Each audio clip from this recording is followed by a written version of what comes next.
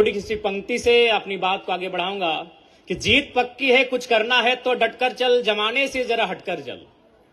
जीत पक्की है, कुछ करना है तो डटकर चल, जमाने से जरा हटकर चल। अरे लीक पर तो सभी चलते हैं, कभी इतिहास बदल कर चल। बिना काम के मुकाम कैसा, बिना मेहनत के दाम कैसा, जब तक ना मिले मंजिल राहों में राही आराम कैसा। सोच मत साकार कर, अपने कर्मों से तू प्यार कर। सोच मत साकार कर, अपने कर्मों से तू प्यार कर। मिलेगी मंजिल तेरी, ना किसी का इंतजार कर। जो चले थे अकेले आज उनके पीछे मेले हैं, और जो रह गए इंतजार करते करते उनकी जिंदगी में आज भी झमेले हैं। तो आज चूंकि आप जितने हमारे नन्हे मुन्ने बच्चे हैं, चूंकि ये मैंने कार्यक्रम के माध्यम से देखा सभी जूनियर बच्चे हैं, तो मैं आपको यही कहना चाहूंगा प्यारे बच्चों कि आज आपके माता पिता बड़ी उम्मीद के साथ इस विद्यालय तक आपको भेजे हैं। चूंकि आज ये अच्छा लगता है कि अब माता पिता वो काफी जागरूक हो चुके हैं, वो अपने बच्चों के भविष्य को लेकर काफी संवेदनाएं रखते हैं, और वो अपने बच्चों के लिए बेहतर कपड़ा, बेहतर जूता का चयन करने से पहले बेहतर स्कूल कॉलेज का चयन करने लगे। अच्छी बात है। तो जब आपको स्कूल तक भेजते हैं तो आपका एक कर्तव्य बनता है कि आप जिस कार्य के लिए गए हैं उस कार्य को संपादित करना है। आज आप इन आंखों में, छोटे छोटे आंखों में बड़े बड़े सपने लेकर यहां तक आए हैं, और वो बड़े बड़े सपने तभी साकार होंगे जब आप उसके लिए लगातार मेहनत करेंगे। और मैं अक्सर कहता हूं कि प्यारे बच्चों, आज आप मेहनत करेंगे तभी कल आपका सुनहरा होगा। आज आपकी माता रहे, आपके पिता रहे, बहुत मेहनत करते हैं। सुबह 4 बजे 5 बजे हो चुकी है, तो चाची प्रखंड की सीमा है, और मैं भी इसी प्रखंड से आता हूं, मेरा भी घर बगल में ही है। मैं अभिभावकों को जानता हूं, सुबह 5 बजे उठना, सुबह 6 बजे उठना, इसलिए वो सुबह 5 बजे 6 बजे उठते हैं ताकि उनका बच्चा भविष्य में जब बड़ा हो जाए तो आराम से 8 बजे उठे, किसी दफ्तर में, किसी कार्यालय में जाके कलम से काम करे, ना कि वो फावड़ा और लेकर मजदूरी काम करने निकले। तो इसलिए आज आपका मेहनत ही आपके भविष्य को तय करेगा। और बिल्कुल मैं कहना चाहूंगा, मेहनत करने से सपने पूरे होते हैं। अगर आप संघर्ष करोगे, आप मेहनत करोगे, तो निसंदेह आपके सपने पूरे होंगे। मैंने सपनों को पूरा होते हुए देखा है। क्योंकि 2 साल पहले मेरे ब्लॉक में शायद ही लोग मुझे जानते थे, पहचानते थे। महज 2 साल पहले की घटना है। ये तोपचाची ब्लॉक है, और हमें लगता है इस आसपास में गोकुल सर जो हमारे साथ आए हैं वही हमारे एक मित्र हुआ करते थे। यानी शायद ही लोग हमें मेरे ब्लॉक में जानते थे।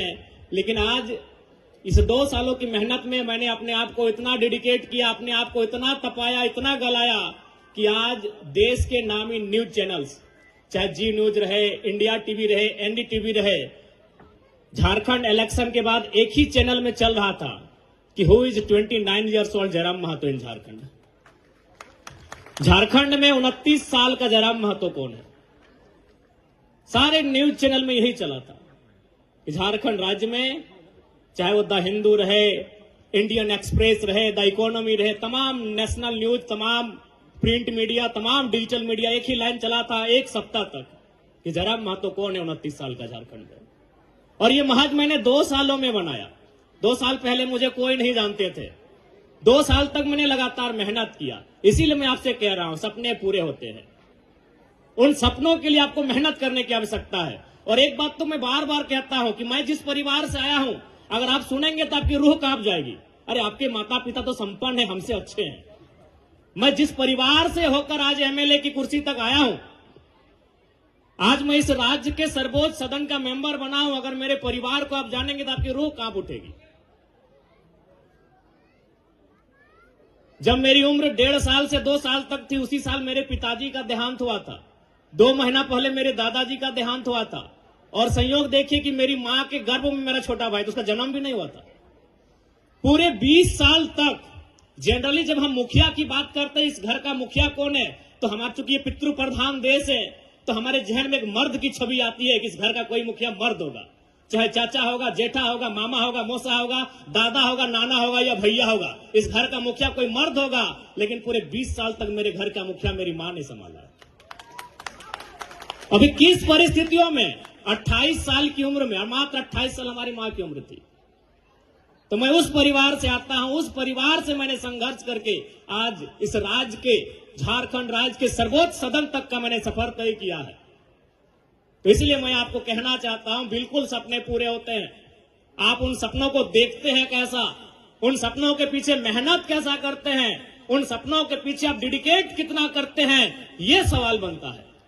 इसलिए आज इस कार्यक्रम में उपस्थित मेरे भाई समान, मेरी बहन समान स्टूडेंट को मैं यही कहना चाहूंगा, आप यहां आके 4 घंटा, 5 घंटा, 6 घंटा समय देते हैं, उस समय का मूल्य लेके जाइएगा। मैं आपको कहूंगा, यदि किसी बहन का मन अगर गीत गाने में लगता हो तो आप 4 घंटा गीत गाइए और इस राज्य का नंबर 1 सिंगर बन के सामने आइए।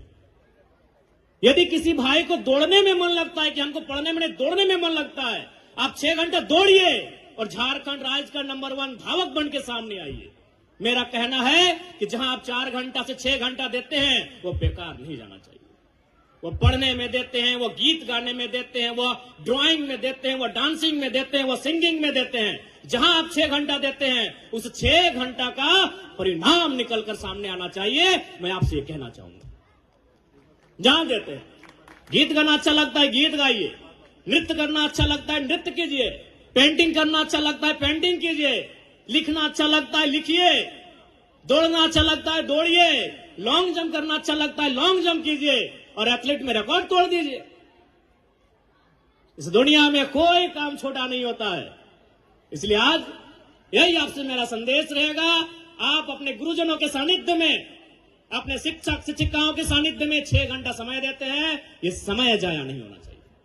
क्योंकि यहां अभिभावक भी आए हैं, माताएं भी आए हैं।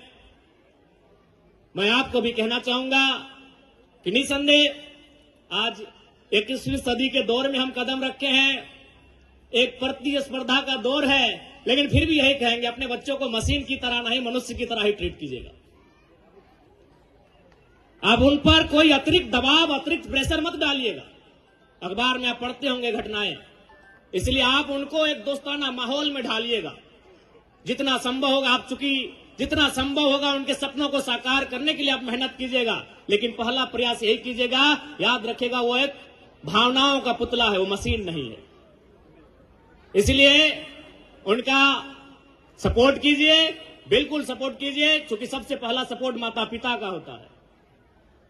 विशेष चूंकि समय का अभाव है और चूंकि ये भले ये घर मेरा इस जिला में है, लेकिन हम विधायक चुने गए हैं गिरिडीह बोकारो से, तो हमारे क्षेत्र में भी काफी कार्यक्रम है। और चूंकि सर 2 बार गए हमारे घर के सामने, तो हम बोले ठीक है, हम समय निकाल के आएंगे।